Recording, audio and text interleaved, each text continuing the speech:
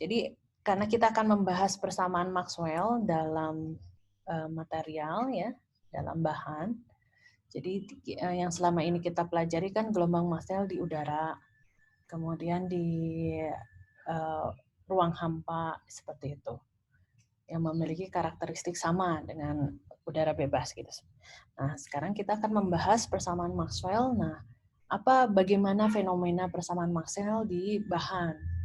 Karena sebetulnya pada realitanya gelombang elektromagnet itu merambat terus di berbagai kondisi ya, di berbagai kondisi, di berbagai bahan seperti itu.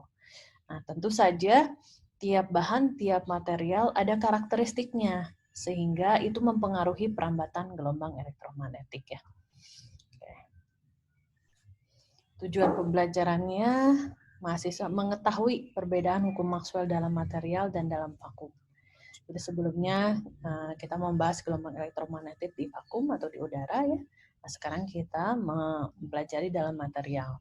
Nah, kalian harus bisa memahami, mengetahui ya apa perbedaannya persamaan Maxwell dalam material dan vakum. Nah, persamaan Maxwell dalam material adalah memungkinkan sumber-sumber yang muncul sebagai bentuk reaksi material terhadap medan-medan eksternal yang mananya akan mempengaruhi medan-medan eksternal yang awalnya membangkitkan sumber-sumber tersebut. Oleh karenanya, persamaan Maxwell, relasi matematis antara medan-medan dan sumber-sumbernya perlu dimodifikasi untuk memasukkan sumber-sumber yang muncul dalam material. Jadi, persamaan Maxwell itu ada bergantung pada sumber tentu saja ya. Sumber. Kemudian daerah pengaruh atau sekitarnya. Nah, daerah pengaruh dan sekitarnya serta sumbernya itu tentu saja bergantung kepada bahan.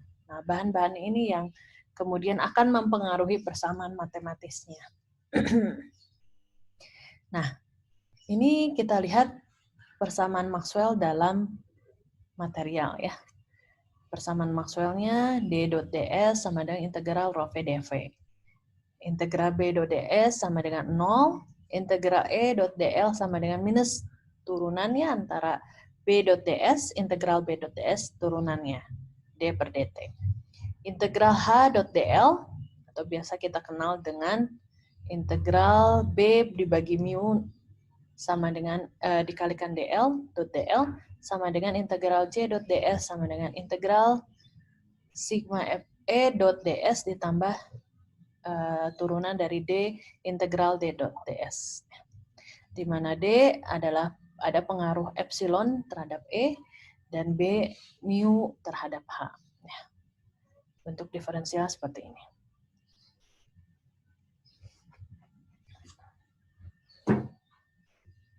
Wah, ini saja. Oh, salah. Ini yang dari ini ya, yang dari LMS isinya seperti ini.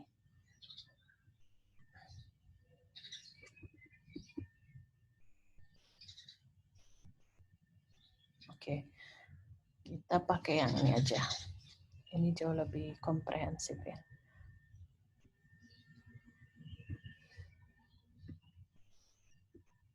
Nah, kembali lagi, saya ulang lagi ya. Pada medium tempat gelombang merambat yang bukan merupakan ruang bebas, terdapat partikel-partikel yang bermuatan. Jadi, pada dasarnya di dalam medium ya, itu ada partikel-partikel yang bermuatan ya di dalam medium itu. Tidak kosong, tidak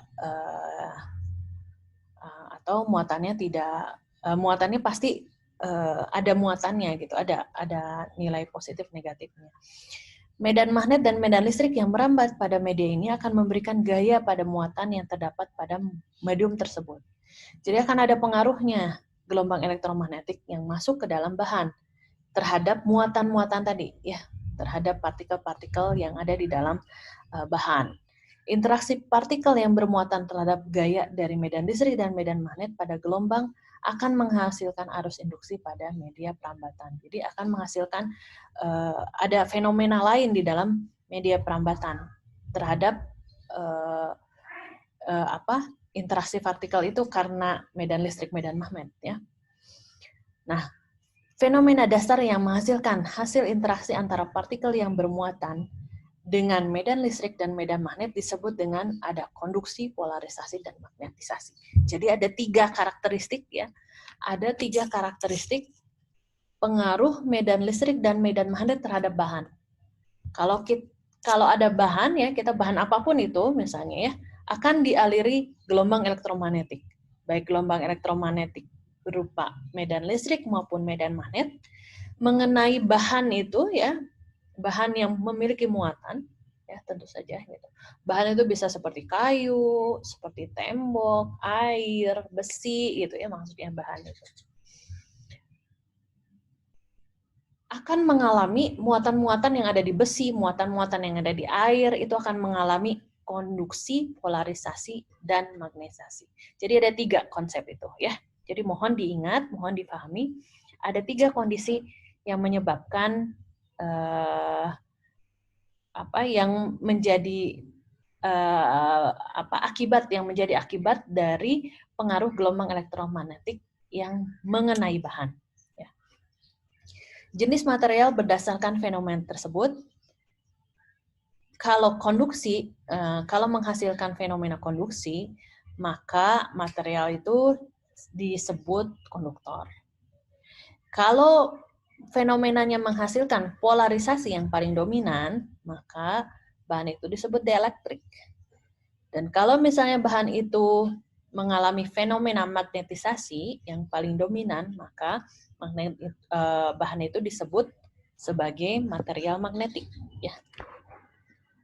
Sebagai material magnetik. Jadi ada tiga fenomena yang itu kalian harus pahami. Ada konduksi, ada polarisasi, dan magnetisasi. Untuk bahan-bahan yang mempunyai karakteristik fenomena konduksi paling dominan kita sebut konduktor. Polarisasi paling dominan kita sebut dielektrik, dan magnetisasi yang paling dominan kita sebut magnetik, ya, material yang mempunyai sifat magnetik, seperti itu. Jadi kalau misalnya kita bisa menyebutkan bahan-bahan yang terdiri dari konduktor, bahan seperti apa yang terdiri dari konduktor gitu. Konduktor berarti kan umumnya mengandung metal, mengandung logam gitu ya.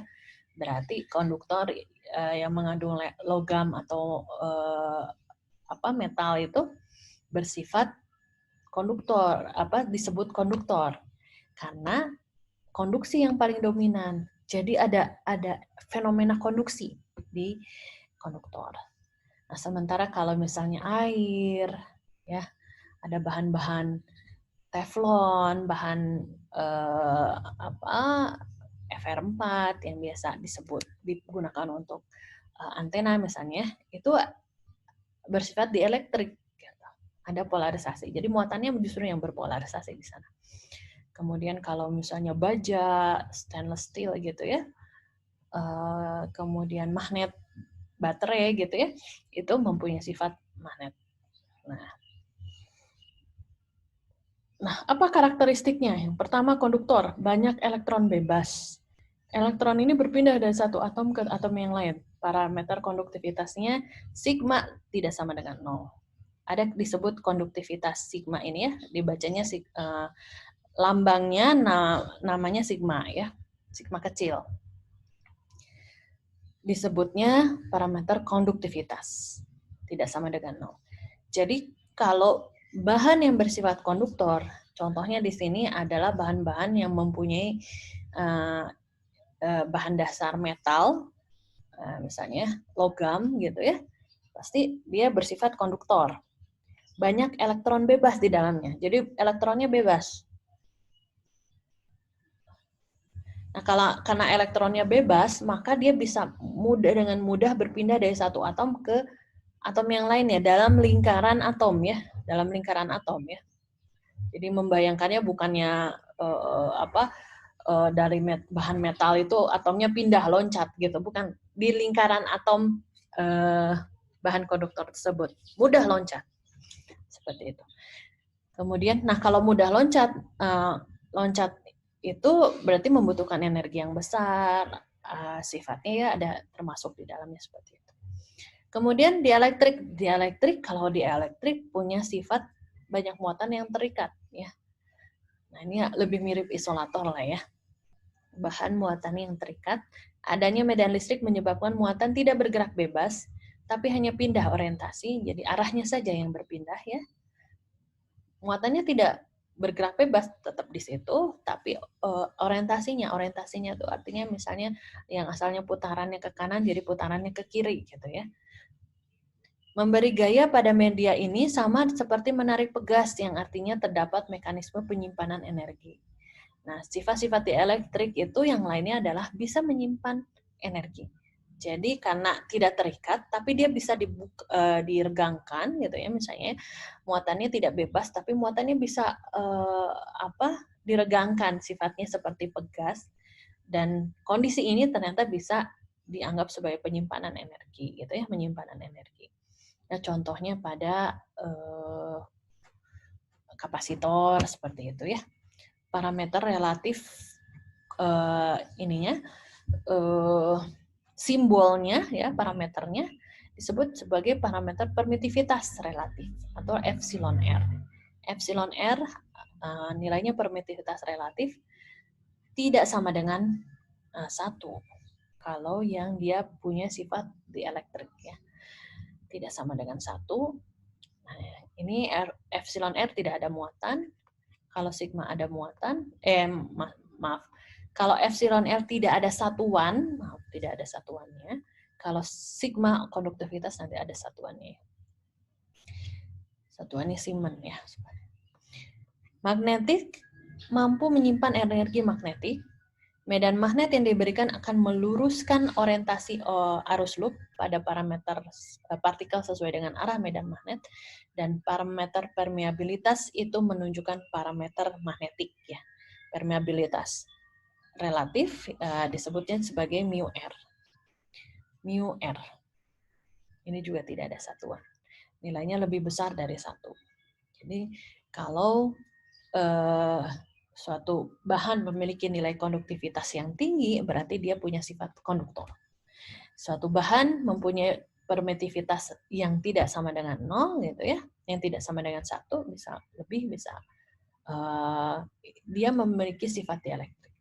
Sementara bila bahan memiliki permeabilitas relatif mu R yang besar gitu ya, bisa 1.900 atau bahkan sampai terhingga, dia menunjukkan sifatnya magnetik seperti itu. Ya. Sampai sini ada yang mau ditanyakan dulu tensi hari ini. Baik, kita lanjut. Konduktor dan arus konduksi. Nah, konduktor dan arus konduksi. Jadi, pengaruh gelombang elektromagnetik kepada bahan-bahan yang bersifat konduktor akan menghasilkan arus konduksi. Sebetulnya ini yang ingin menjelaskan seperti itu. Nah, adanya medan listrik dari luar mengakibatkan terjadinya perpindahan posisi elektron pada partikel. Jadi yang asalnya seperti ini misalnya ya, 1, 2 dalam satu lekat gitu ya misalnya. Nah, pengaruh medan listrik menyebabkan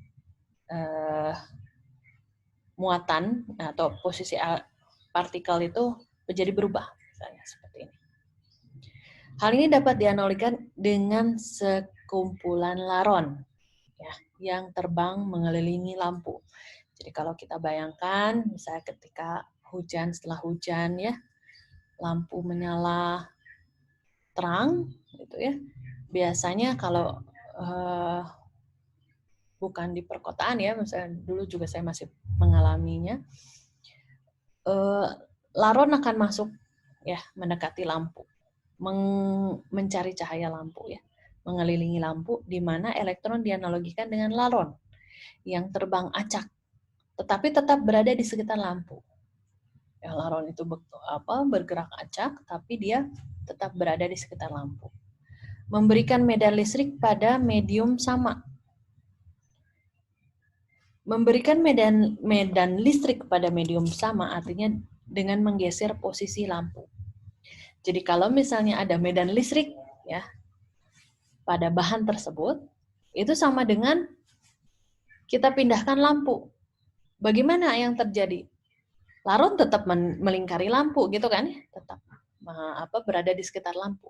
Hanya posisinya menjadi berubah, yang asalnya di A menjadi di B karena lampunya dipindah ya, seperti itu. Di mana sekumpulan laron tersebut tetap terbang acak, tapi mereka secara alamiah akan bergeser mengikuti posisi lampu. Jadi membayangkannya seperti itu. Jadi gelombang elektromagnetik itu tetap memberikan pengaruh kepada konduktor, hanya posisi medannya itu yang jadi pindah gitu. Tapi dia tetap berputar di sekitar pusatnya gitu ya, yang lampunya tadi. Nah, konduktor dan arus konduksi ya, dengan menerapkan hukum Newton, ya, hukum Newton adalah gaya sama dengan massa dikalikan A percepatannya, misalnya.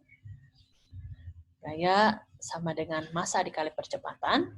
Jadi ada massanya, kemudian ada pergerakannya, gitu. Itu menghasilkan gaya, pasti menghasilkan gaya. Jadi ada muatannya, ya, ada muatan yang memiliki massa tertentu, kemudian ada percepatannya, ada pergerakannya di sana, pasti menimbulkan gaya. Nah, ini juga kalau misalnya kita buka persamaannya, A itu ada percepatan sama dengan kecepatan dibagi waktu, kan ya? Kecepatan dibagi waktu sama dengan minus E dikali medan listrik. Sehingga kecepatan bergerak dari elektron sama dengan minus E tau, ya ini waktu ya, dibagi M dikalikan dengan medan listrik. Arus merupakan elektron yang bergerak. Ya, ini kita pasti sudah tahu ya, sudah paham bahwa arus adalah elektron yang bergerak. Arus adalah muatan yang bergerak. Ya.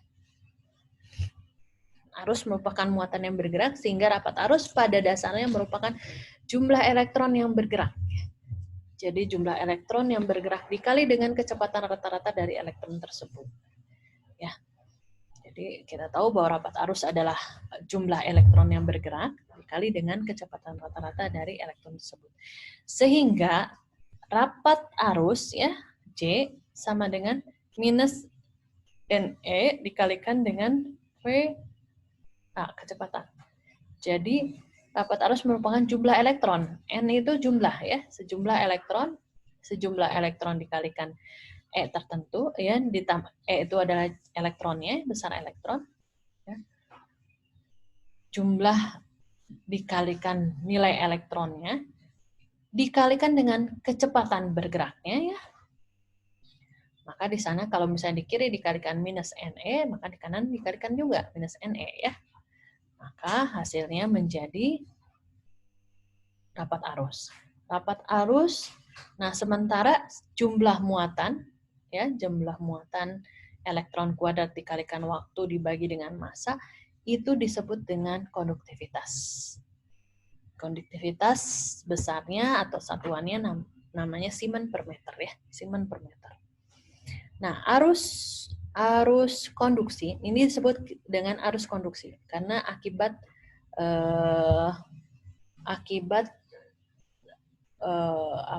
kan konduksi itu tadi sifat fenomena ya, maksud fenomena yang terjadi konduksi.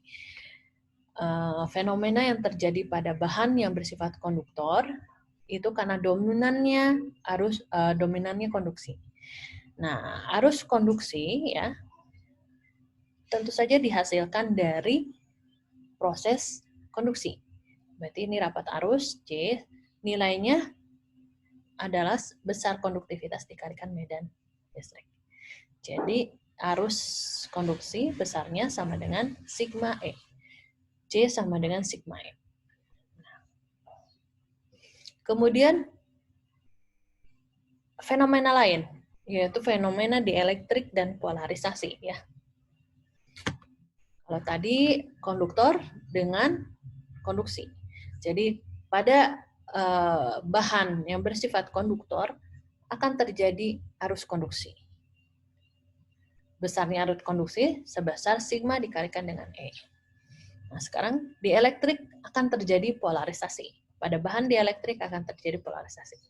Sebuah atom terdiri dari inti positif ya, yang dikelilingi oleh awan elektron. Jadi atom mempunyai pada dasarnya atom itu terdiri dari positif, inti yang ada di tengah ya, kemudian dikelilingi oleh awan elektron. Sekitarnya elektronnya, lingkaran-lingkaran elektron. Adanya medan listrik dari luar mengakibatkan terbentuknya elektrik dipol pada skala makroskopik, di mana dipol ini P sama dengan Q D. Ya. Semakin besar medan listrik yang diberikan, maka semakin jauh jarak D. Tetapi muatan positif dan negatif tidak akan terpisah, akan tergang saja, seperti PR. Jika medan listrik dihilangkan, maka posisi muatan dan positif dan negatif akan kembali seperti semula. Jadi kalau misalnya pada konduktor harusnya muatannya berpindah, tapi rotasinya tetap, muatannya berpindah akibatnya. Kalau misalnya di elektrik, justru posisinya antara antara muatan inti dengan elektron.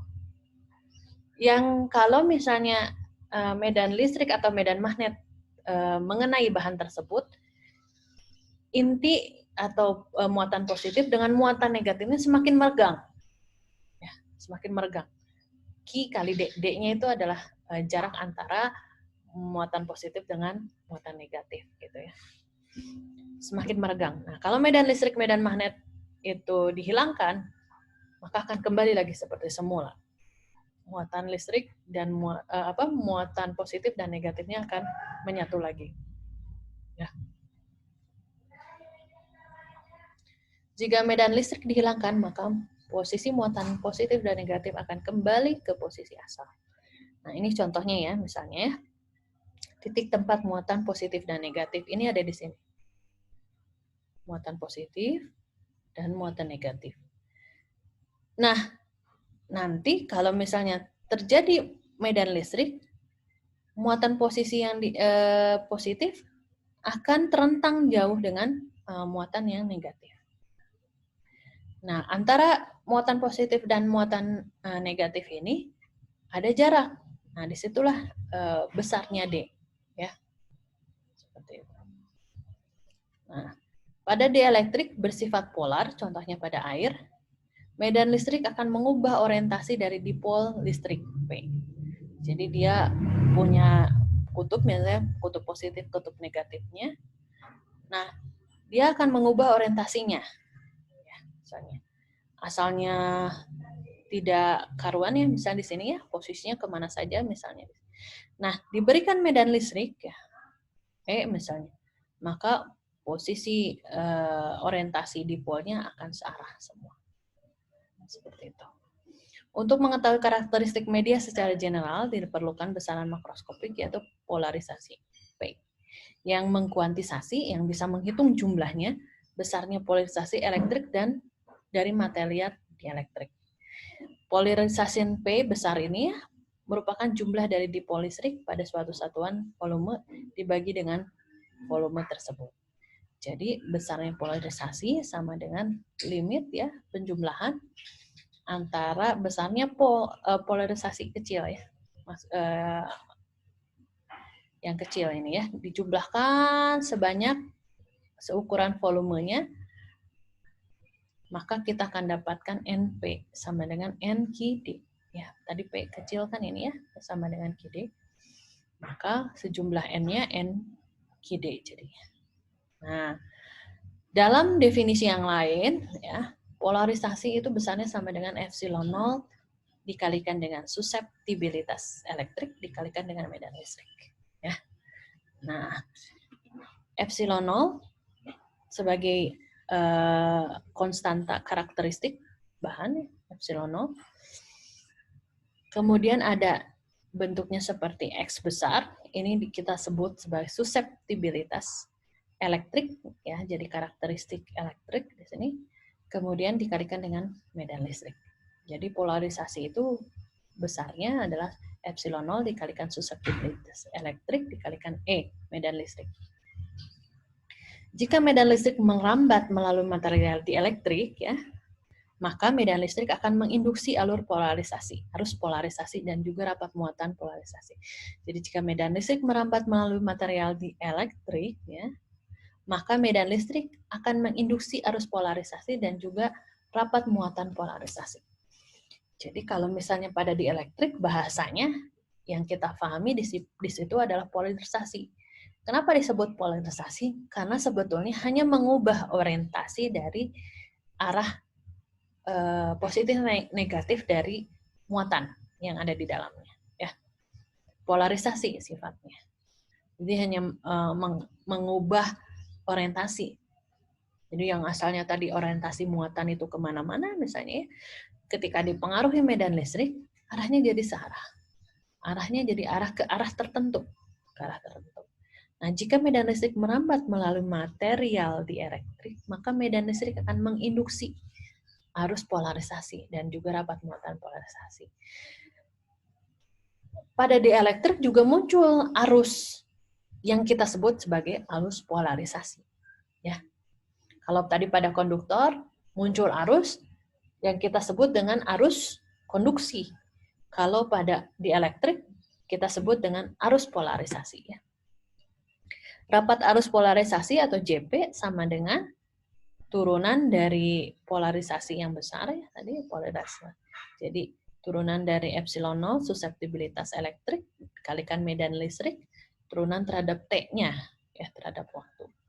Nah, rapat muatan polarisasi nilainya adalah integral P.ds sama dengan minus integral rho V dV. Ini adalah hukum Maxwell yang pertama, ya. Teorema divergensi, integral divergensi P dV sama dengan integral minus integral rho V dV, sehingga divergensi P sama dengan minus rho P, ya. Sementara kalau hukum Maxwell di udara dalam bentuk diferensial, yang pertama adalah divergensi D sama dengan rho V, ya, divergensi D sama dengan rho V. Nah, kalau di sini rapat muatan polarisasi bisa dicari dengan divergensi P polarisasi D sama dengan minus rho V. Ya. Gitu. Kemudian material yang ketiga adalah material magnetik dan magnetisasi. Perhatikan karakteristik atomik dari material. Material magnetik terdiri atas molekul yang terdiri dari atom-atom. Atom terdiri dari inti positif yang dikelilingi oleh awan elektron. Ya, sama sebetulnya konsepnya dari konduktor, dielektrik, sampai magnetisasi sifatnya. Tapi kemudian pada material magnetik, elektron berputar pada orbitnya mengelilingi inti positif, sementara elektron yang berputar itu ekivalen dengan arus gerakannya sepanjang satu lintasan, di mana lintasan disebut dengan mengelilingi area ds. Ya. Ini sifat yang bersifat umum, ya. Kemudian konsep mikroskopiknya ini disebut dengan konsep momen dipol magnetik M kecil. Magnitud dari vektor M adalah hasil perkalian dari besarnya arus yang berputar dengan luas area yang melingkupinya. Jadi ds, ya, sama dengan jadi kita melingkupi ds, ya, sehingga rumusnya menjadi M, nilai momen dipol magnetik M sama dengan arus dikalikan luas. Arus dikalikan luasnya, ds, ya. Momen dipol magnetik merupakan bagian mikroskopis, sedangkan untuk mengetahui karakteristik material magnetis secara utuh dibutuhkan besaran makroskopik. Disebut dengan magnetisasi M, ya, hurufnya besar. Seperti tadi polarisasi kecil, momen dipol polarisasi kecil sama dengan Q kali D. Sementara kalau polarisasi besar, P besar, itu sama dengan suseptibilitas dikali epsilon 0 dikalikan E. Sementara kalau magnetisasi, ya, kalau momen dipol magnetik, M kecil sama dengan I dot ds. Sementara kalau magnetisasi dalam lingkup makroskopik yang lebih besar, M besar sama dengan total momen magnetik per volume, besarnya M sama dengan N sejumlah I ds, ya. N I ds.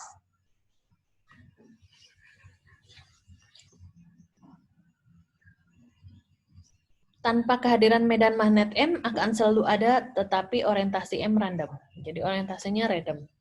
Ini juga sama sifatnya dengan dielektrik. Ya. Jika pada material magnetik diberikan medan magnet B, maka B akan memberikan torsi kepada M sehingga orientasi M menjadi teratur. Ya. Jadi kita memiliki arus yang melingkar dari muatan B, ya, sehingga arah muatannya menjadi arah magnet, medan magnet B-nya jadi mempengaruhi nilai magnetisasi dari bahan menjadi orientasi yang teratur. Setelah diberikan medan magnet, momen dipol magnetik yang memberikan kontribusi terhadap arus magnetisasi adalah momen dipol yang berada pada daerah lintasan. Jadi ini seolah-olah seperti ini, sehingga medan magnet itu hampir mirip dengan medan listrik pada dielektrik, menyebabkan muatan memiliki orientasi yang atau mempunyai momen dipol yang teratur, gitu ya, lebih teratur. Jika jumlah momen dipol magnetik per volume adalah N, maka jumlah momen dipol magnetik per volume ds cos theta dl adalah seperti ini. Jumlah total arus magnetisasi adalah J, arus, kalau tadi magnetisasi saja, kalau ini arus magnetisasi, J dot ds itu sama dengan I ds dikalikan dl, Ni ds kali dl, atau sama dengan M dot dl, ya. Dengan teorema Stokes, maka integral J dot ds, ya, sama dengan integral M dot dl. Nah, kalau misalnya dalam bentuk, kalau integralnya yang ini, J dot ds, maka dalam bentuk diferensialnya, jadi J sama dengan kural M. J rapat arus magnetik itu adalah kural M. Rapat arus magnetik adalah kural M. Sementara rapat arus di sini rapat arus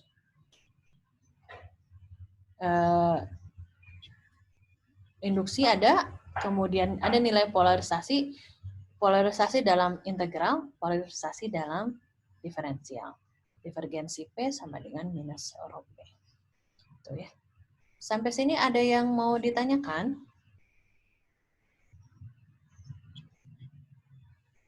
Jadi kita punya rumus apa saja?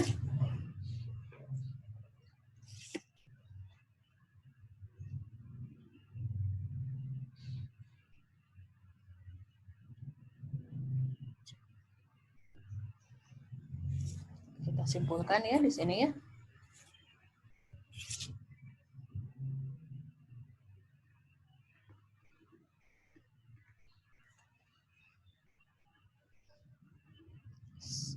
Sifat bahan itu ada 3. Sifat bahan ada 3, yaitu apa saja? Boleh sambil dibuka ininya ya, di unmute ya, silahkan. Sifat bahan tadi apa saja jadinya? Konduksi, Bu. Sifatnya ada konduktor ya. Dielektrik. Terus dielektrik ya. Dan magnetik. Oke.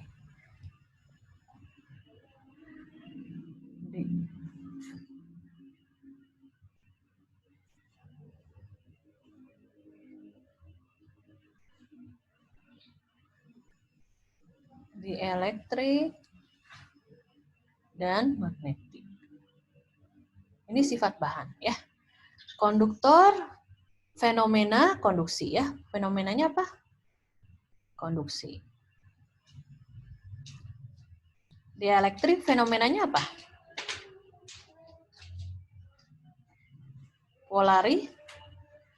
Polarisasi.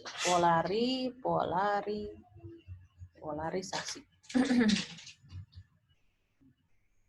Jadi fenomena yang terjadi disebutnya tuh ada konduksi, ada polarisasi, dan ada magnetisasi. Nah, parameter yang paling mendukung dari konduktor itu parameter apa? Menjadi ciri khas dari konduktor, dia memiliki parameter apa?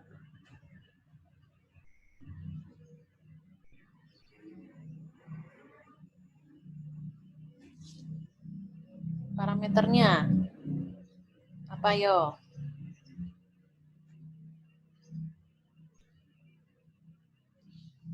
Atau simbolnya?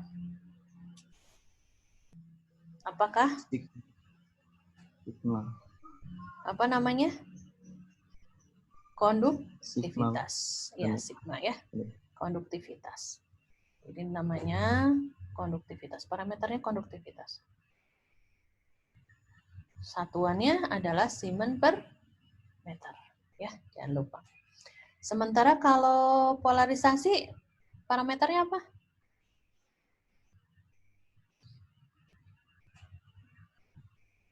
Permitivitas relatif. Ya, permitivitas relatif. Permitivitas relatif. Dia tidak punya satuannya. Sementara kalau magnetik,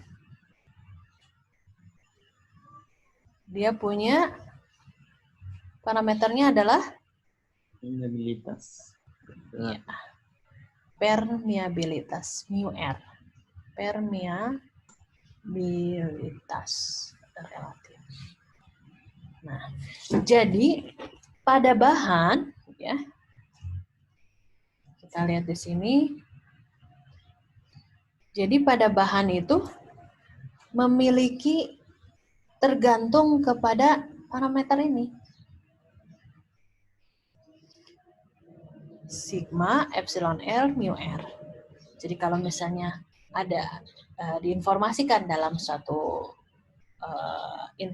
cerita ya soal misalnya dia punya sifat konduktivitas. Berarti yang terbayang oleh kita bahannya bersifat konduktor gitu ya.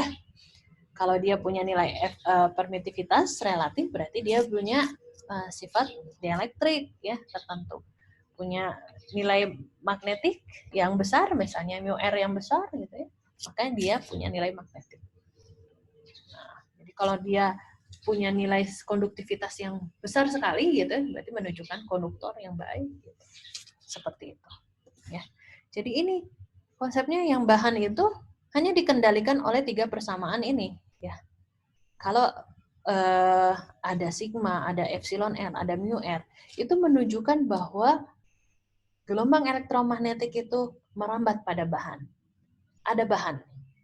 Bahannya tergantung yang bersifat konduktivitas atau bersifat dielektrik atau magnetik. Ini parameter ini. 3 parameter ini yang dominannya. Nah, sementara pada udara, pada vakum, itu tidak punya parameter ini. Konduktivitas bisa 0, epsilon R nilainya sama dengan 1, mu R sama dengan nilainya sama dengan 1. Kalau epsilon R, mu R nilainya 1 itu berarti di udara. Kalau nilai konduktivitas sama dengan 0 itu berarti di udara. Seperti itu. Ya. Jadi kalau kita mau melihat gelombang elektromagnetik itu merambat pada bahan, yang kita perhatikan nanti adalah 3 parameter ini. Karena 3 parameter ini yang sangat dominan dan mempengaruhi perambatan gelombang elektromagnetik. Oke. Lanjut lagi. Tadi kita mengenal arus konduksi gitu kan ya. Kita mengenal rapat arus konduksi. Pada konduktor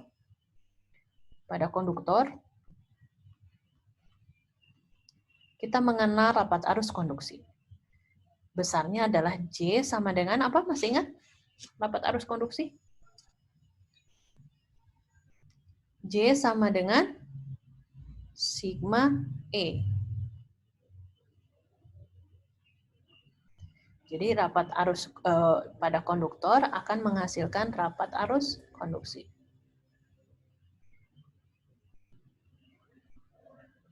Ini disebut rapat arus konduksi ya. Nah, ini. Kemudian pada dielektrik akan terjadi polarisasi. Ya.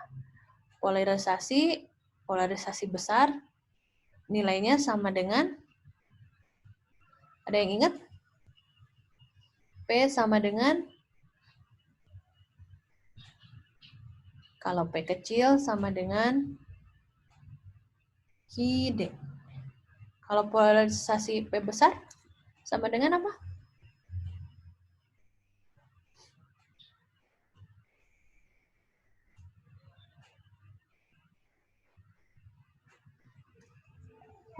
Sama dengan N QD atau sama dengan epsilon 0 dikali suseptibilitas elektrik dikali medan listrik. Nah, ini ya.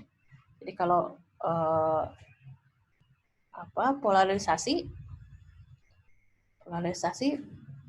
pada dielektrik ini seperti ini. Nah, kalau dari integralnya, integral P dot ds gitu ya, sama dengan polarisasi, rapat muatan polarisasi.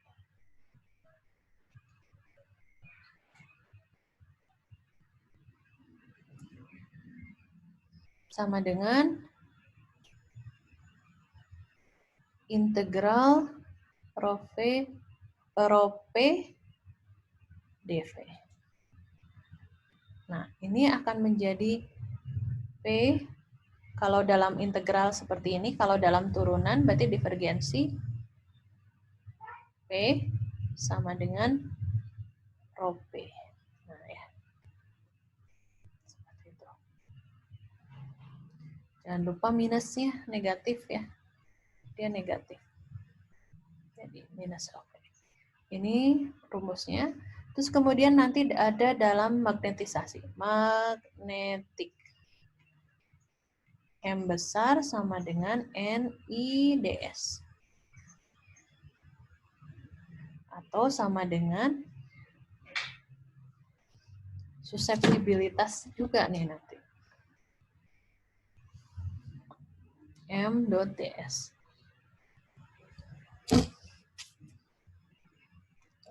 J dot ds sama dengan M dot dl. Rapat arus magnetisasi. J-nya sama dengan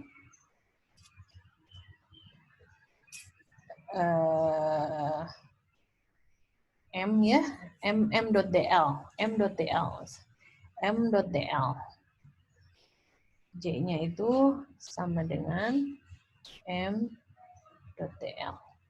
Nah, kalau misalnya ini diintegralkan, bentuknya menjadi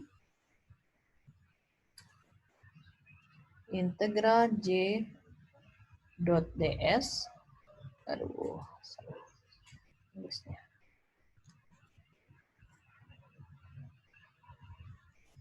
Integral J dot ds ya, itu akan sama dengan integral M dot dl. Nah, ini apa artinya? Ini lihat, ini sama dengan hukum Maxwell yang terakhir. Berarti ini hukum Maxwell yang terakhir ya. Kalau dalam bentuk diferensial menjadi curl M sama dengan ini J. Nah, seperti itu. Curl M sama dengan J. Jadi nanti akan kita temukan rumus-rumus ya. Ini arus konduksi sama dengan rapat arus konduksi J sama dengan sigma E. Pada dielektrik kita juga akan mengenal polarisasi. Divergensi polarisasi sama dengan minus rho P. Ya. Rho P itu adalah rapat muatan polarisasi. Juga kita akan mengenal ini polarisasi sama dengan epsilon 0 suseptibilitas elektrik dikalikan medan listrik. Nah, kalau pada magnetik kita akan mengenal ini. Nah, Dengan hal yang sama, magnetisasi juga sebetulnya susceptibilitas epsilon mu r mu 0 susceptibilitas elektrik dikalikan dengan B, medan magnet.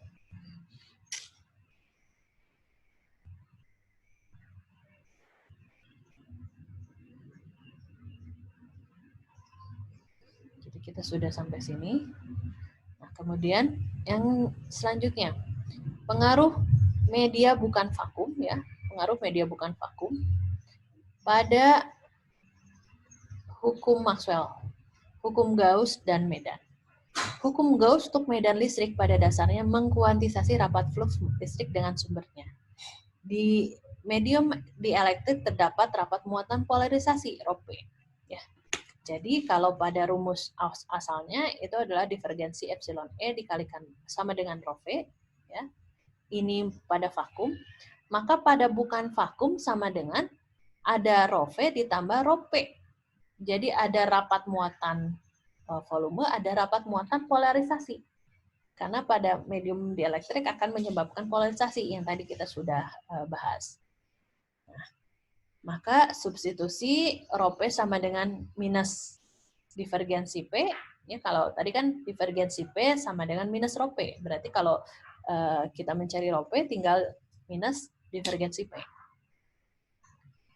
Kita lihat dari sini, divergensi epsilon E sama dengan ρP, ρV volume ya, rapat muatan volume dikurangi rapat muatan tadi harusnya ditambahkan rapat muatan polarisasi, sementara rapat muatan polarisasi besarnya adalah minus divergensi P. Akhirnya kita ubah posisinya, kita pindahkan yang divergensi kita pindahkan, maka divergensi epsilon E ditambah P sama dengan ρP. Substitusi P itu adalah susceptibilitas epsilon 0E, maka divergensi epsilon E ditambah susceptibilitas epsilon E sama dengan ρP. Ini ada yang sama, divergensinya, kemudian epsilon 0-nya, dan medan listriknya. Maka akhirnya tinggal divergensi epsilon 0, 1 ditambah susceptibilitas elektrik dikalikan medan listrik sama dengan ρV. Nah, 1 ditambah susceptibilitas elektrik itu sama dengan epsilon R. Nah, kita dapat rumus lagi yang lain ya. Kita dapat rumus lagi yang lain bahwa 1 ditambah susceptibilitas elektrik sama dengan epsilon R. Berapa besar epsilon R sama dengan 1 ditambah susceptibilitas elektrik. Sehingga pada bahan, ya, pada bahan, selain pada udara dan vakum, besar medan listrik atau hukum Maxwell yang pertama menjadi seperti ini. Tinggal ada penambahan epsilon R pada E sama dengan ρV. Atau dengan kata lain, epsilon 0, epsilon R itu sama dengan epsilon. Maka epsilon sama dengan dikalikan E sama dengan D. Jadi divergensi D sama dengan ρV. Sebetulnya rumus akhirnya sama, cuma epsilon R-nya ada nilainya gitu. Yang biasa kita sebut kalau di udara epsilon R-nya hanya 1 nilainya. Jadi sama aja, epsilon 0 dikalikan 1 dikalikan E, maka di udara hanya ada epsilon 0. Tetapi pada bahan ada nilai epsilon 0 dan ada epsilon R gitu.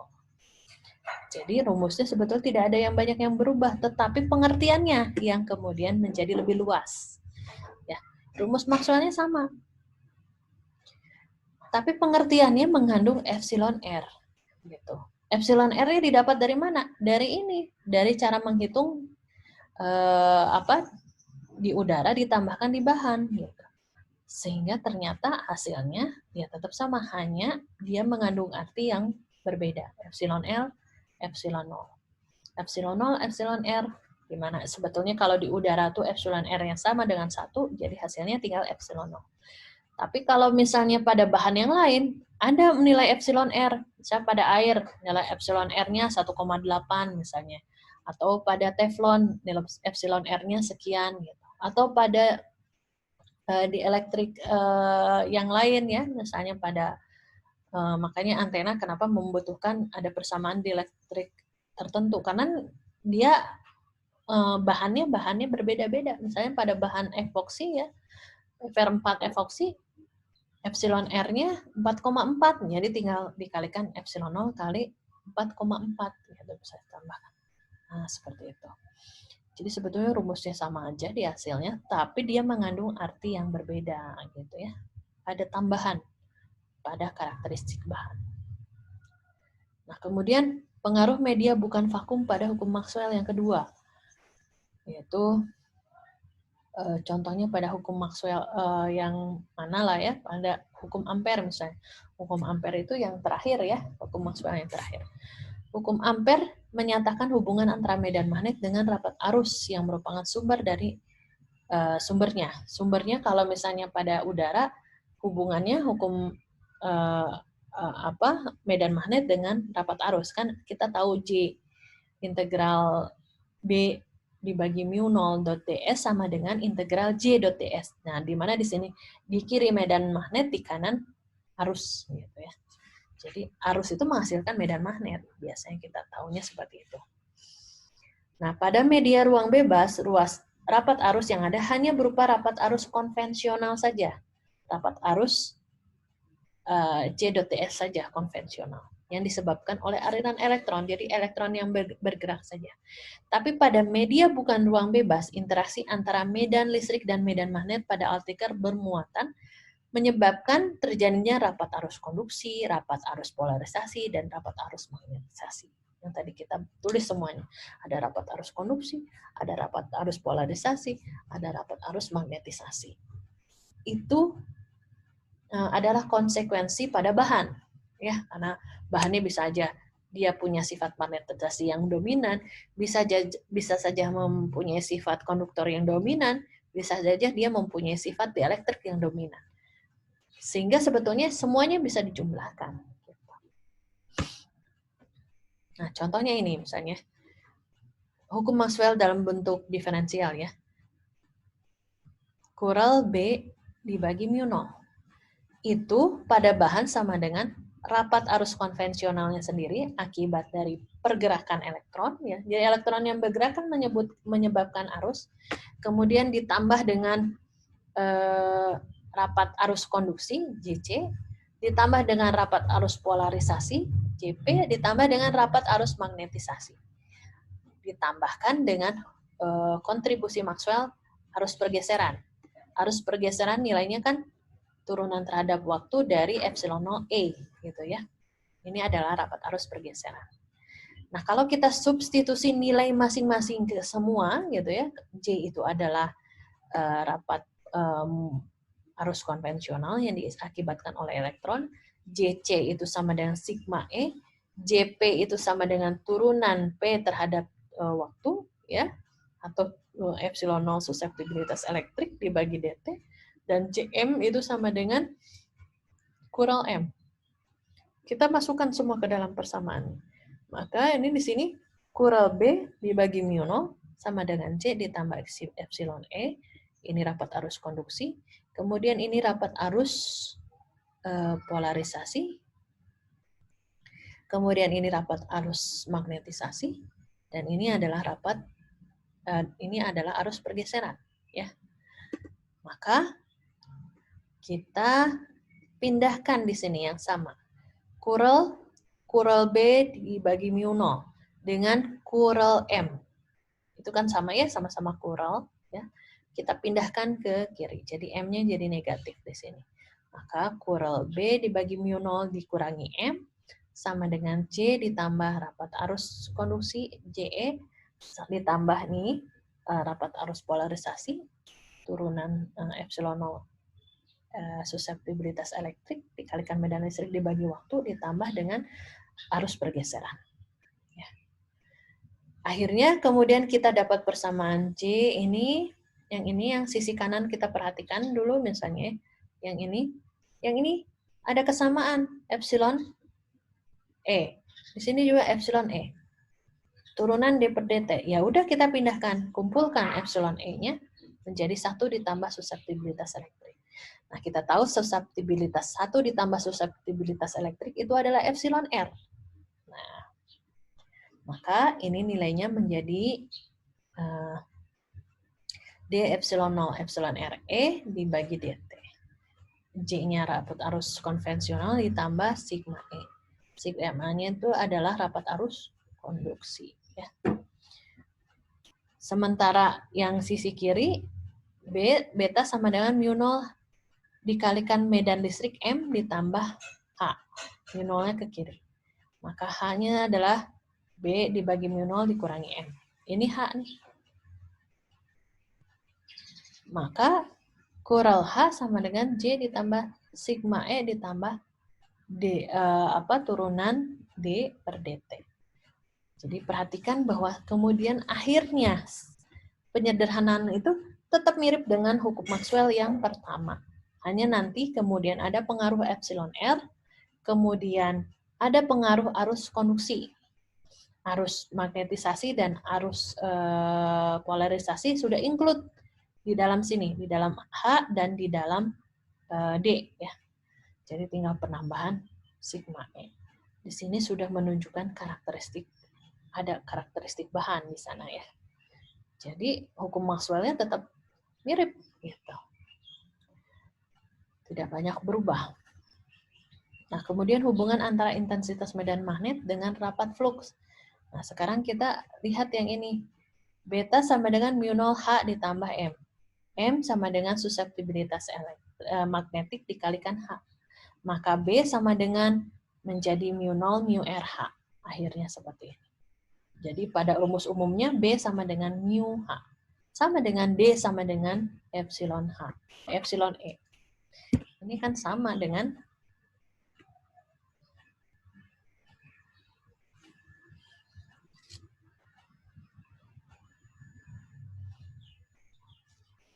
ini akan sama hasilnya dengan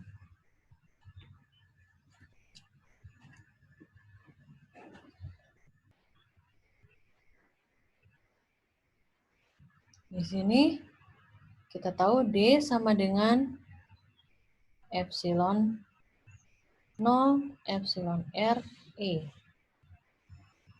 Ini disebut dengan epsilon saja dikalikan dengan E untuk D. D itu apa?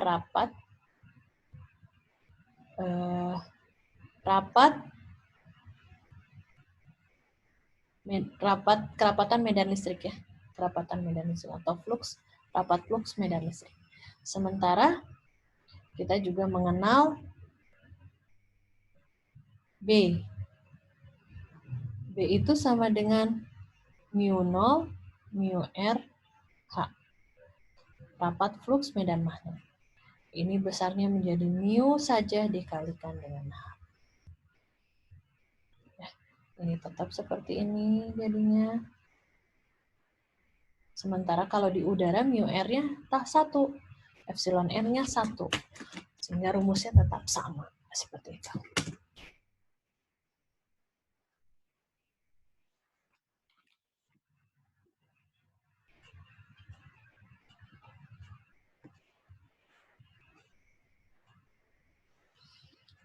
Nah, hukum Gauss, hukum Maxwell ya pada media bukan ruang bebas menjadi seperti ini. Hukum Gauss untuk medan listrik, divergensi D sama dengan rho V, di mana D adalah epsilon 0 epsilon R dikalikan E. Hukum Gauss untuk medan magnet, divergensi B sama dengan 0, di mana B adalah perkalian dari mu 0 mu R dikalikan H. Hukum Faraday menjadi kural E sama dengan minus dB per dt, di mana B sama dengan mu 0 mu R dan dikalikan H. Sementara hukum ampernya menjadi kural H sama dengan J ditambah sigma E, karena ini rapot arus konduksi, ditambah turunan D per dt, di mana D adalah epsilon 0 epsilon R kalikan E, gitu ya. Jadi ini semuanya hampir sama dengan hukum Maxwell yang awalnya kita sudah kenal. Bedanya hingga tinggal penambahan sigma E dan setiap menghitung flux melibatkan permitivitas relatif dan permeabilitas relatifnya gitu ya. Oke.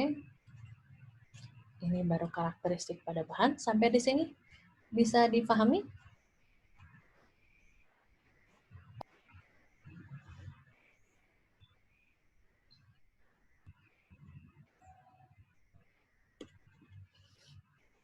Ini sama isinya sebetulnya. Ada juga sama konduktor, bahan dielektrik, dan magnetik.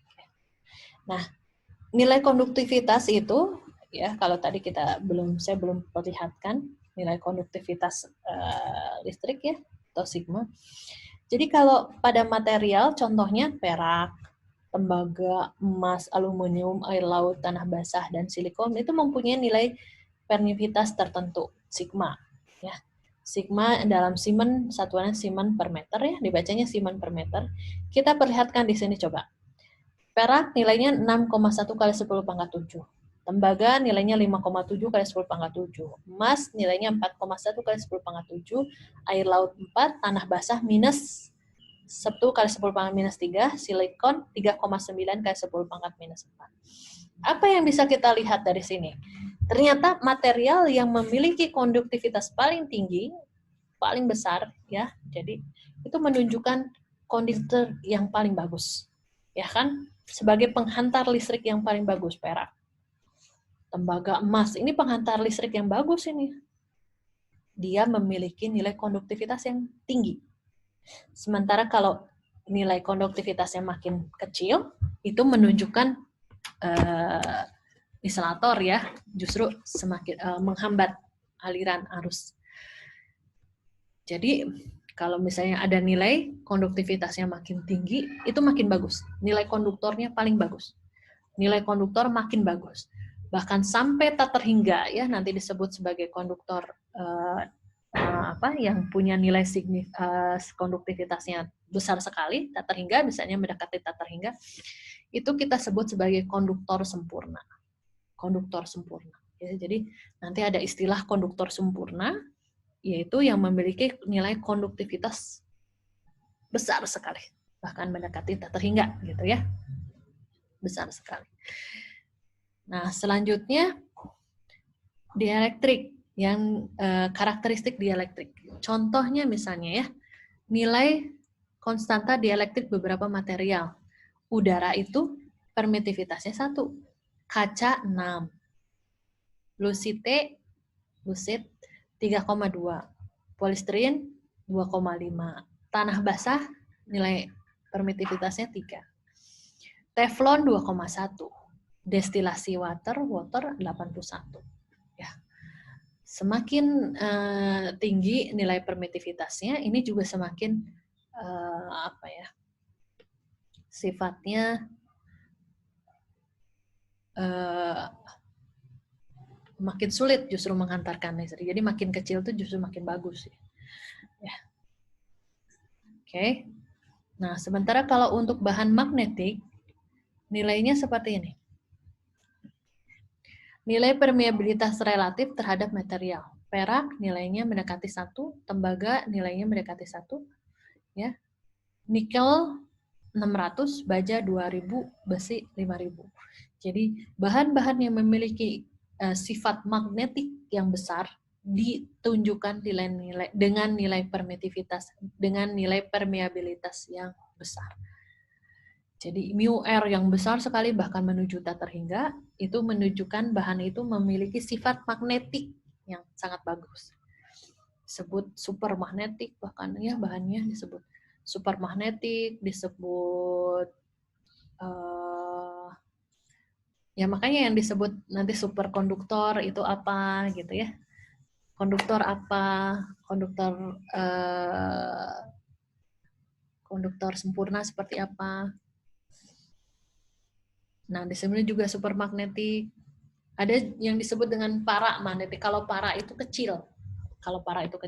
Ya seperti kalian misalnya dulu menyebutkan, kalau yang namanya sakit tipes itu berarti udah tipes beneran. Sementara kalau sebut gejala tipes atau para tipes itu masih ringan. Nah, jadi kalau misalnya nanti disebutkan para itu ringan. Jadi kalau paramagnetik, jadi magnetik yang ringan, berarti permeabilitasnya nilainya hampir 1. Ada yang ditanyakan sampai sini?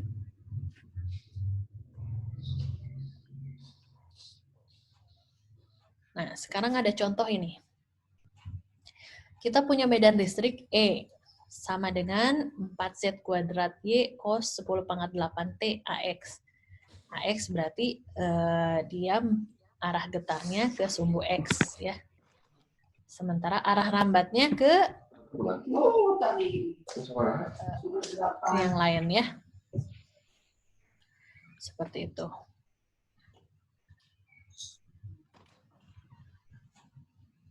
Kemudian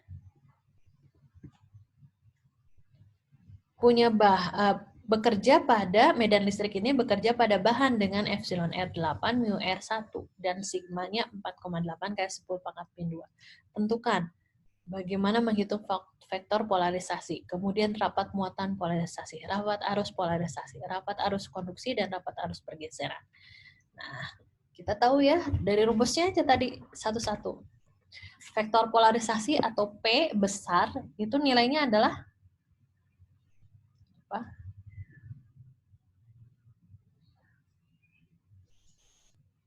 Vektor polarisasi. Nah, ini ya, vektor polarisasi adalah epsilon 0 suseptibilitas elektrik dikalikan E gitu ya. Atau sama dengan nilai polarisasi bisa didapat kalau kita tahu rapat polarisasi divergensi dari P gitu ya. Seperti itu. Kemudian yang ditanya juga ada rapat arus magnetisasi, ada rapat arus polarisasi ya. Seperti itu. Sini yang belum kita tuliskan rapat arus polarisasi ya. Rapat arus polarisasi adalah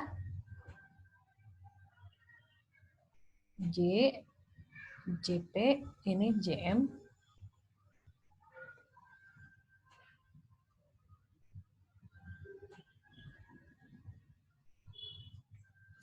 JP sama dengan, apa rumusnya kalau JP?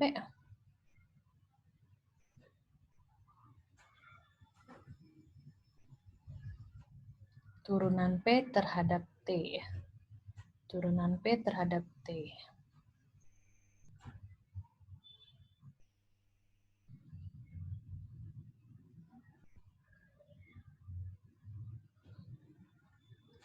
Turunan terhadap T. Berarti ini sebetulnya P-nya itu dari sini turunan epsilon 0 suseptibilitas elektrik E dibagi dot T. Nah ini JP. Ya.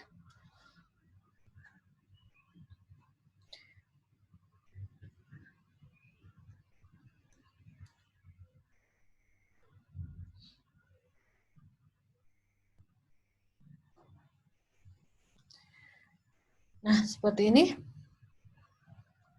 Sehingga bagaimana kita menjawab pertanyaan ini?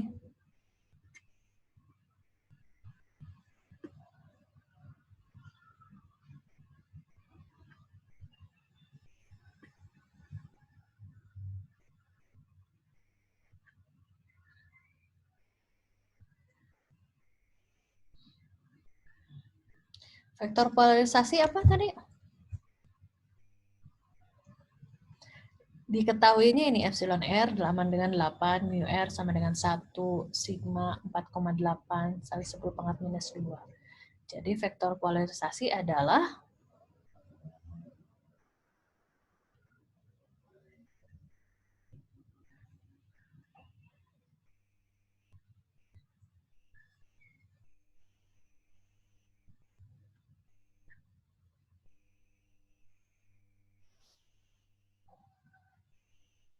gimana cara jawabnya?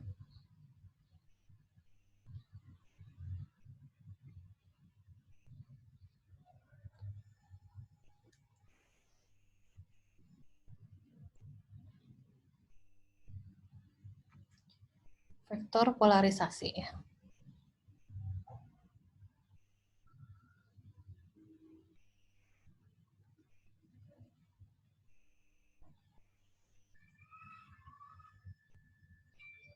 Vektor polarisasi sama dengan P besar. P besar tadi, P besar adalah epsilon 0 dikalikan suseptibilitas elektrik dikalikan medan listrik. Itu ya. Kita tahu 1 ditambah suseptibilitas elektrik sama dengan epsilon R. Maka epsilon suseptibilitas elektrik sama dengan epsilon R dikurangi 1. Gitu ya? Betul nggak?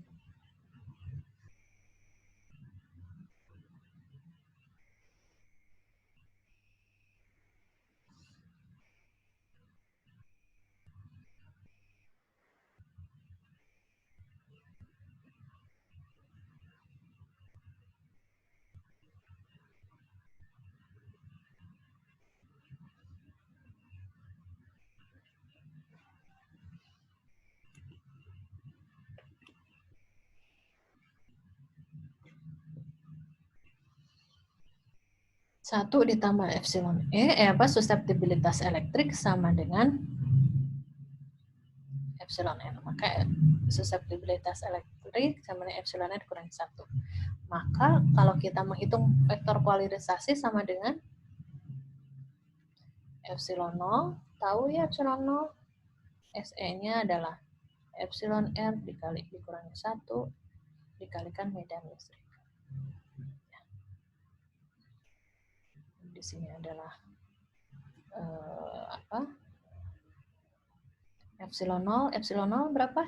Kita gunakan yang perperan aja biar gampang ya.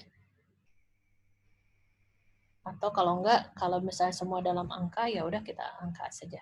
8,854 kali 10 pangkat minus, berapa? Minus berapa? Halo? Ini masih pada ada di kelas, Bu, nggak? Minus 12, Bu. Nah, ya, minus 12. Nah, epsilon R-nya tadi diketahui dari soal itu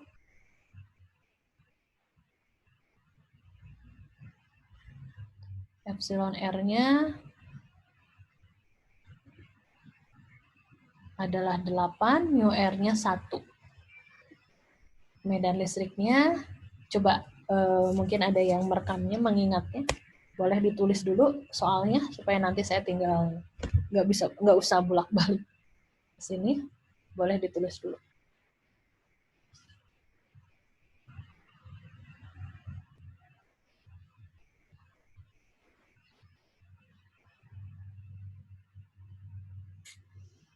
Sudah ditulis? Jadi epsilon R sama dengan 8, mu R 1, sigma 4,8 kali 10 pangkat minus 2, dan medan listriknya adalah 4Z kuadrat Y cos 10 pangkat 8T AX. Oke. Nah, kita cek di sini. 8,854 kali 10 pangkat minus 2. Epsilon R berapa tadi? 8, Bu. 8 ya.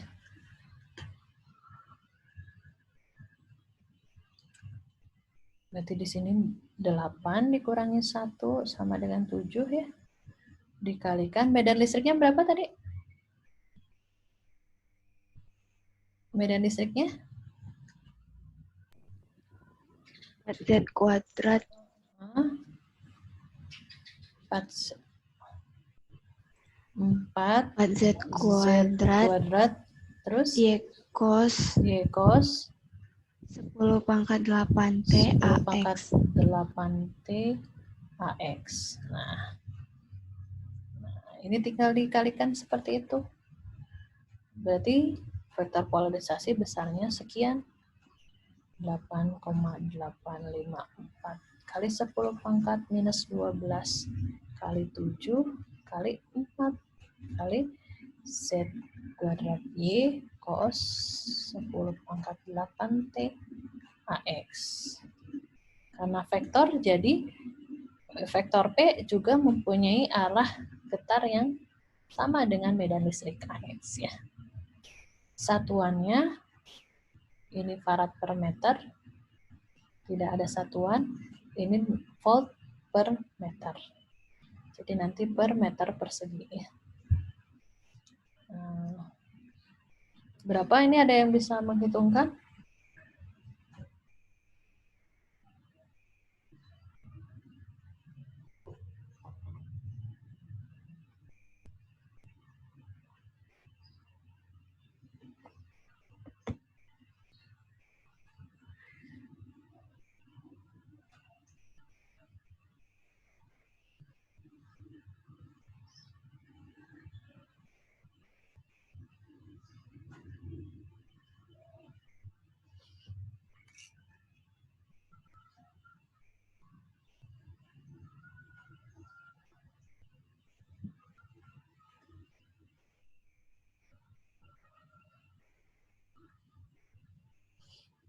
Delapan 8,854 kali 7 kali 4. Jadi di sini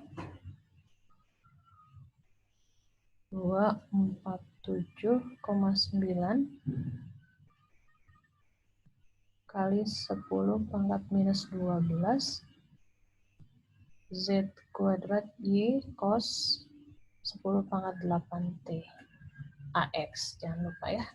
Di sini satuannya menjadi farad per meter dikali farad volume per bukan volume, farad volt dikali meter persegi. Ini jadi sama dengan 0,2479 kali 10 pangkat minus 9 Z Y cos 10 pangkat 8T AX. Vektornya, satuannya farad dikalikan volume per meter persegi. Oke.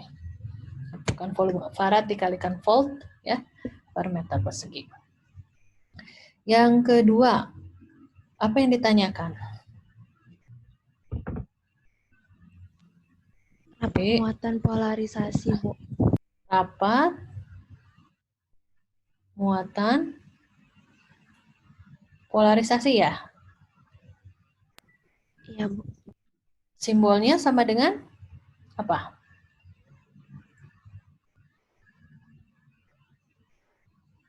Rho P ya? Ya kan? Rho P. Yang ditanya Rho P. Hubungan P dengan Rho P itu menggunakan, ada rumus tadi, divergensi P sama dengan minus apa? Rho P, gitu kan? Rapat muatan polarisasi.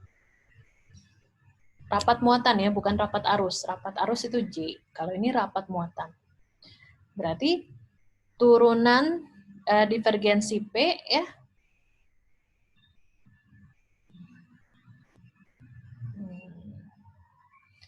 Ini P-nya sama dengan minus rho V. Turunan ini, turunan terhadap apa? Sekarang kita tanya, turunannya terhadap apa? XY kah? Atau T? Gitu. Jadi kalau ini kalau ini di dalam Kartesian, berarti X terhadap X, Y terhadap Y, Z terhadap Y. Gitu ya. Kalau yang Z nggak ada ya. X nggak ada. Turunan terhadap Z ada dan turunan terhadap Y ada. Berarti sama dengan, sekarang turunan dulu terhadap Z. 2 dikalikan ke sana. Berarti 2 dikali 0,2479 kali 10 pangkat minus 9 Z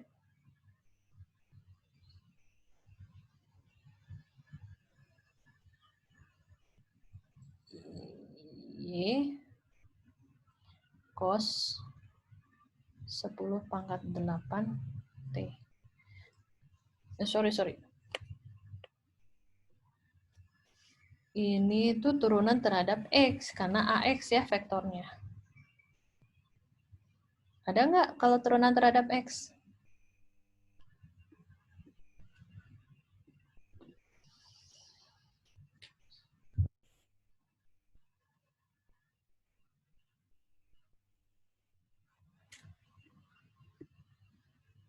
Rapat muatan polarisasi. Divergensi P sama dengan minus rho V, gitu kan?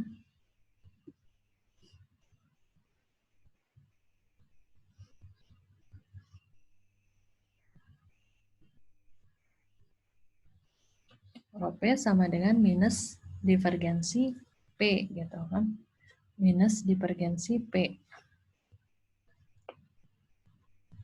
Yang ditanya berarti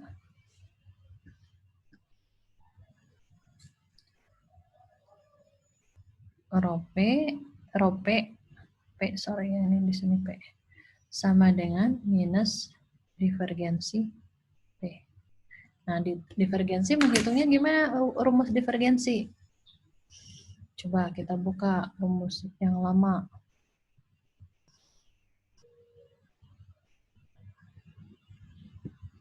Bagaimana menghitung divergensi?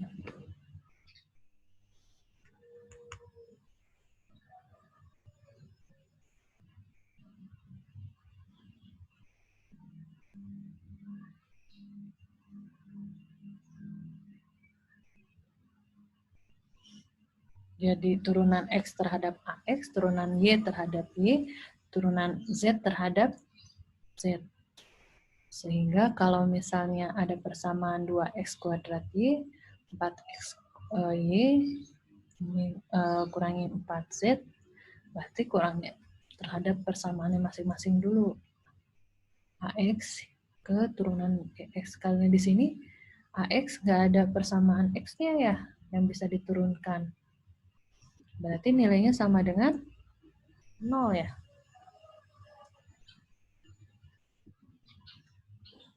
Ini AX kan ya, berarti DX AX Y-nya 0, Z-nya 0. Berarti turunan minus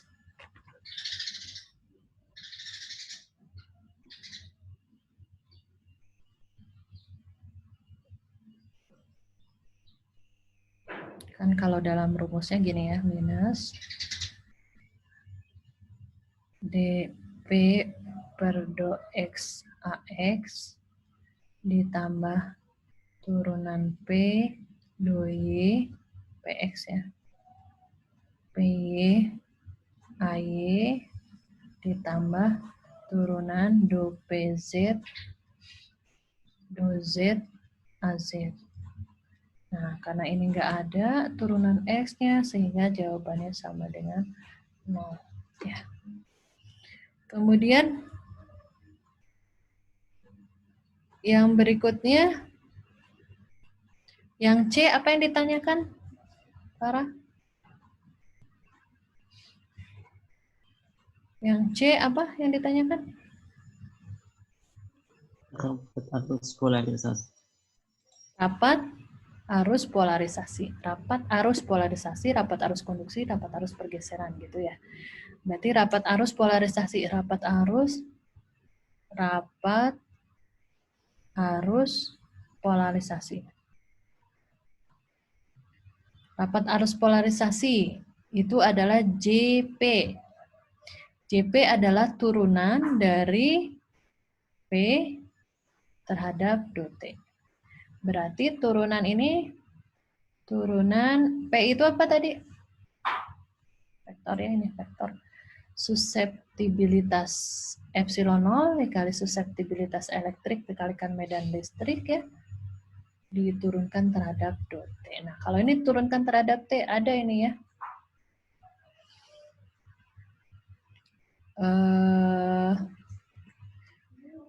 Ini tadi nilainya apa? 0,2479 ya.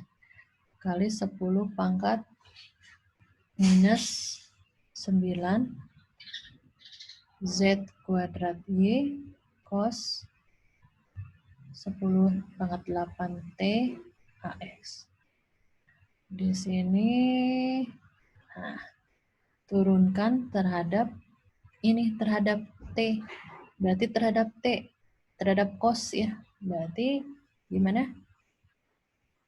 0,25 aja ya, 0,25 kali 10 pangkat minus 9 dikali 10 pangkat 8 ya. Z kuadrat Y cos, turunan ini apa? Gimana? 10 pangkat 8 T kan gitu ya. 10 pangkat 8. Turunan cos gimana? Wahidin, Faras.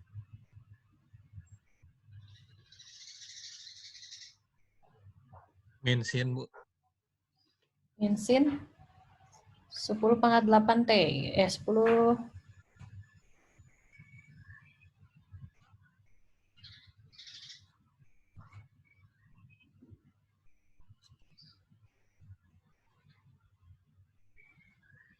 dikali min sin 10 pangkat 8. Gitu ya.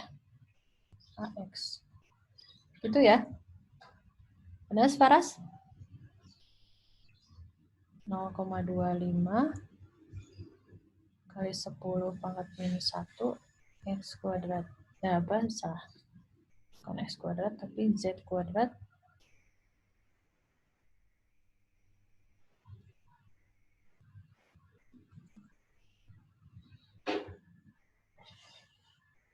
Z kuadrat kalikan Y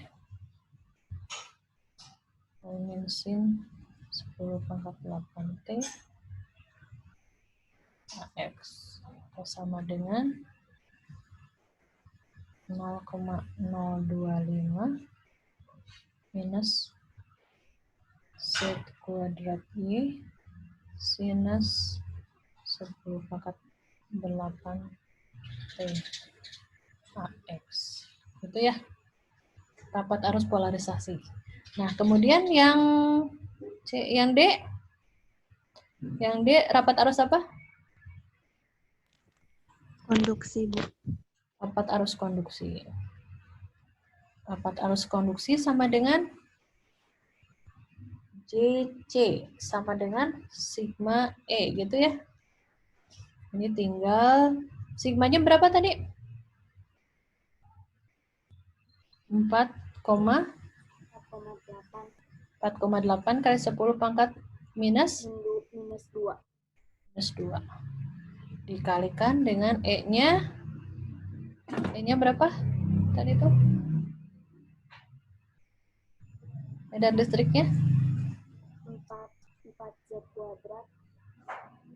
4 Z kuadrat Y cos 10 pangkat 8 T AX ya. Udah, tinggal dikalikan ini. Ya. Kemudian yang E, rapat arus pergeseran ya. Rapat arus pergeseran kita tahu turunan itu sama dengan D per dt ya. Rapat arus pergeseran itu seperti ini.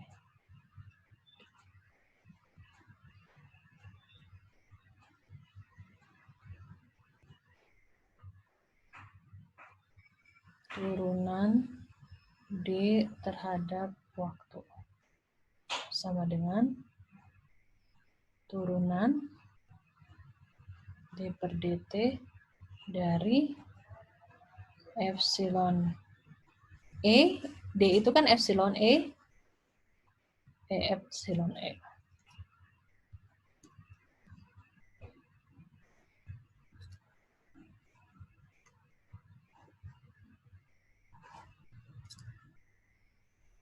epsilon E turunan dari sini. Epsilon E atau sama dengan turunan terhadap waktu dari epsilon 0, epsilon R kali medan listrik. Sama dengan berapa? Epsilon 0, 8,854 kali 10 pangkat minus 12 dikali epsilon R-nya 1 dikalikan medan listriknya 4Z kuadrat Y cos 10 pangkat 8T gitu ya.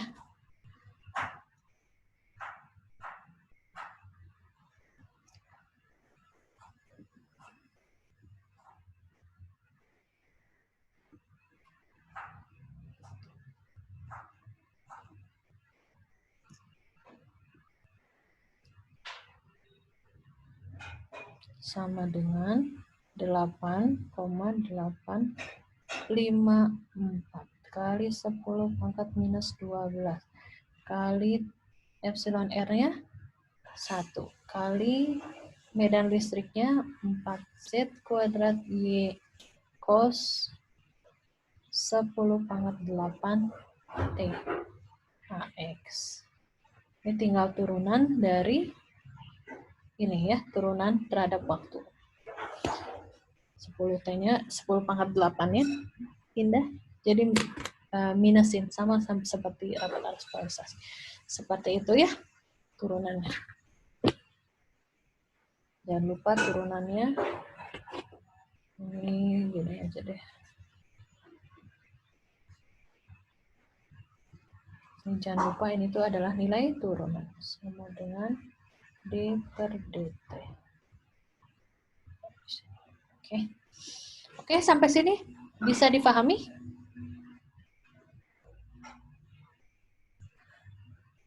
Bisa dipahami? Oke. Kita cukupkan saja. Kita ketemu lagi di jadwal berikutnya. Baik ya. Lebih kurangnya saya mohon maaf. Wabillahi taufiq wal hidayah. Assalamualaikum warahmatullahi wabarakatuh. Jangan lupa absen ya.